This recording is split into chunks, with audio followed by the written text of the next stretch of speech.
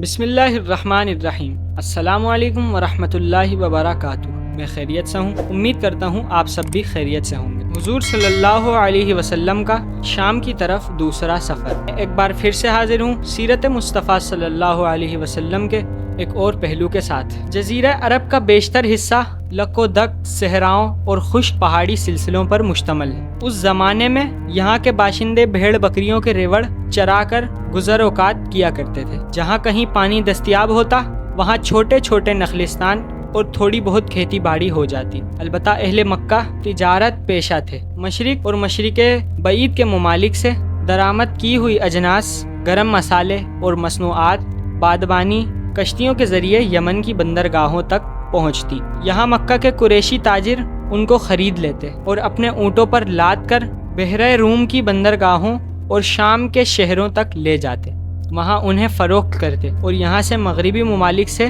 درآمد شدہ اشیاء خرید کر یمن کی بندرگاہوں اور شہروں تک پہنچاتے۔ جو لوگ سرمایہ کی کمی کے باعث تجارت کی سکت نہ رکھتے وہ اپنے اونٹوں کے ذریعے مال برداری کر کے کافی اجرت کما لیتے۔ اس طرح اہل مکہ کو فارغ البالی اور خوشحالی کی زندگی بسر کرنے کے مواقع میسر تھے۔ مکہ مکرمہ کے قریشیوں کی تجارتی کارواں موسم گرما میں شام کو جاتے اور موسم سرما میں یمن کا رخ کرتے۔ یہ تجارت کافی وسیع پیمانے پر ہوتی۔ مکہ کے جو لوگ اس تجارت میں بڑھ چڑھ کر حصہ لیتے تھے اور سب سے زیادہ متومل اور مالدار تھے، ان میں سر فہرست حضرت خدیجہ رضی اللہ تعالی عنہا تھی۔ آپ کا سلسلہ نسب یہ ہے: خدیجہ بنت خویلد بن اسد بن عبد العزیٰ بن قصی۔ آپ ایک کامیاب اور متومل تاجرہ کے ساتھ ساتھ مکارم اخلاق کا پیکر جمیل تھی۔ عفت و پاک دامنی کے باعث اس عہد جاہلیت میں طاہرہ کے لقب سے مشہور تھیں۔ رحم دلی، غریب پروری اور سخاوت آپ کے امتیازی خصوصیات تھیں۔ جب اہل مکہ کا تجارتی قافلہ بیرون ملک جاتا تو آپ کے تجارتی سامان سے لدے ہوئے اونٹ بھی اس قافلے کے ہمراہ ہوتے۔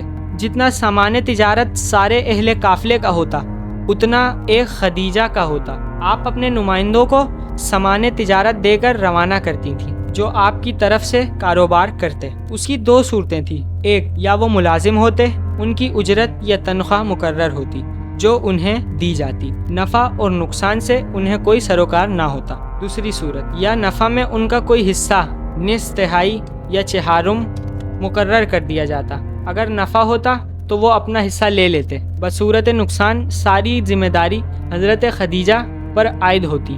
اس کو شریعت میں عقد مداربہ کہتے ہیں۔ ابو طالب کی مالی حالت خوشکن نہ تھی، تنگ دستی کا اکثر سامنا رہتا تھا۔ آپ کو معلوم ہوا کہ حضرت خدیجہ کا تجارتی قافلہ عنقریب شام جانے کی تیاریاں کر رہا ہے۔ آپ نے حضور صلی اللہ علیہ وسلم کو اپنے پاس بلایا اور بڑی محبت سے کہا: اے میرے بھتیجے، میں ایسا آدمی ہوں جس کے پاس مال و دولت نہیں، میرے موجودہ حالات بہت سنگین ہیں، قحط سالی نے رہی صحیح کسر بھی نکال دی ہے، میرے پاس سرمایہ بھی نہیں ہے کہ اسے تجارت پر لگا سکوں۔ آپ کی قوم کا تجارتی کارواں اب شام جانے والا ہے اور خدیجہ کئی لوگوں کو اجرت دے کر بھیج رہی ہیں کہ وہ اس کا مال لے کر جائیں اور تجارت کریں۔ اگر آپ اس کے پاس جا کر اپنی خدمات پیش کریں تو یقیناً وہ آپ کو دوسروں پر ترجیح دیں گی، کیونکہ وہ آپ کے خصال حمیدہ سے خوب واقف ہیں۔ اگرچہ میں پسند نہیں کرتا کہ آپ کو شام روانہ کروں کیونکہ وہاں یہود سے ایذا رسانی کا خطرہ ہے، لیکن اب اس کے بغیر کوئی چارہ بھی نہیں۔ حضور صلی اللہ علیہ وسلم کی غیرت نے کسی کے پاس طالب اور سائل بن کر جانا گوارا نہ کیا اور اپنے شفیق چاچا کو جواب دیا: شاید وہ خود ہی مجھے اس سلسلے میں بلا بھیجیں۔ ابو طالب نے کہا: مجھے اندیشہ ہے کہ وہ کسی اور کو مقرر کر دیں گی، پھر آپ ایک ایسی چیز کو طلب کریں گے جو پیٹ پھیر چکی ہوگی۔ حضور نے جواب میں خاموشی اختیار فرما لی۔ حضرت خدیجہ نے حضور صلی اللہ علیہ وسلم کی محاسن اخلاق، آپ کی امانت، دیانت اور پاک بازی کی شہرت سن رکھی تھی، لیکن انہیں اس پیشکش کی جرت نہ ہوتی تھی۔ جب انہیں چاچا بھتیجے کی اس گفتگو کا علم ہوا تو انہوں نے فوراً پیغام بھیج کر بلا لیا اور کہا: میں یہ ذمہ داری اس لیے آپ کے سپرد کرنے لگی ہوں کہ میں نے آپ کی سچائی، دیانت داری اور خلق عظیم اور خلق کریم کے بارے میں بہت کچھ سن رکھا ہے۔ اگر آپ یہ پیشکش قبول فرما لیں، جو معاوضہ میں دوسروں کو دیتی ہوں اس سے دگنا آپ کو دوں گی۔ حضور صلی اللہ علیہ وسلم نے اس کا ذکر اپنے مہربان چچا سے کیا۔ آپ نے مسرت کا اظہار کرتے ہوئے کہا، یہ رزق اللہ تعالیٰ نے اپنی بارگاہ خاص سے آپ کی طرف بھیجا ہے۔ حضرت خدیجہ نے اپنے غلام میسرہ کو حضور کے ساتھ روانہ کیا اور تاکیدی حکم دیا کہ میسرہ، خبردار ان کی نافرمانی نہ کرنا اور نہ ہی ان کی کسی رائے کی مخالفت کرنا۔ ان کے اس حکم سے صاف پتہ چلتا ہے کہ آپ نے میسرہ کو حضور صلی اللہ علیہ وسلم کی نگرانی کرنے کے لیے نہیں بھیجا تھا، بلکہ حضور صلی اللہ علیہ وسلم کے آرام و آسائش کا ہر طرح خیال رکھنے کے لیے اور خدمت گزاری کے لیے بھیجا تھا۔ 16 ذی الحجہ کو یہ قافلہ روانہ ہوا۔ روانگی کے وقت حضور صلی اللہ علیہ وسلم کے چاچا صاحبان الوداع کہنے کے لیے آئے اور اہل قافلہ کو تاکید کی کہ حضور صلی اللہ علیہ وسلم کا ہر طرح خیال رکھیں۔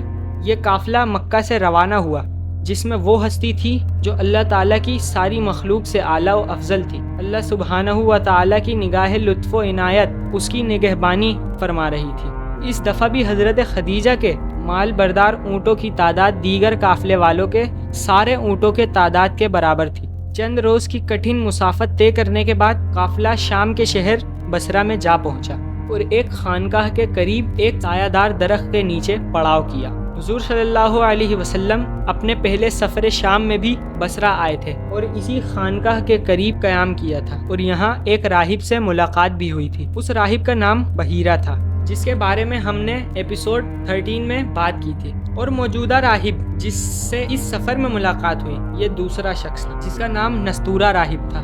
دونوں سفروں میں 13 سال کا عرصہ گزر چکا تھا۔ حضور صلی اللہ علیہ وسلم کی عمر مبارک اس وقت 12 سال اور اب 25 سال تھی۔ نستورہ کی ملاقات جب میسرہ سے ہوئی تو اس نے پوچھا، یہ شخص کون ہے جو اس درخت کے نیچے تشریف فرما ہے؟ میسرہ نے بتایا کہ یہ مکہ کے ایک قریش نوجوان ہے۔ راہب نے جب حضور صلی اللہ علیہ وسلم کی زیارت کی تو حضور صلی اللہ علیہ وسلم کے اور قریب ہو گیا، سر مبارک اور قدمین شریفین کو بوسہ دیا اور کہا، میں آپ پر ایمان لے آیا ہوں اور میں گواہی دیتا ہوں کہ آپ وہی ہیں جن کا ذکر اللہ تعالیٰ نے تورات میں کیا ہے۔ پھر جب اس نے مہر نبوت کو دیکھا تو چوم لیا اور کہا، میں گواہی دیتا ہوں کہ آپ اللہ کے رسول ہیں، نبی امی ہیں، جن کی آمد کی بشارت حضرت عیسیٰ علیہ السلام نے دی ہے۔ میسرہ نے جب راہب کی یہ بات سنی تو وہ حیران رہ گیا۔ راستے میں اس نے یہ ایمان افروز منظر تو بارہا دیکھا تھا کہ جب بھی دھوپ تیز ہو جاتی تھی تو 2 فرشتے حضور پر سایہ کر دیتے تھے۔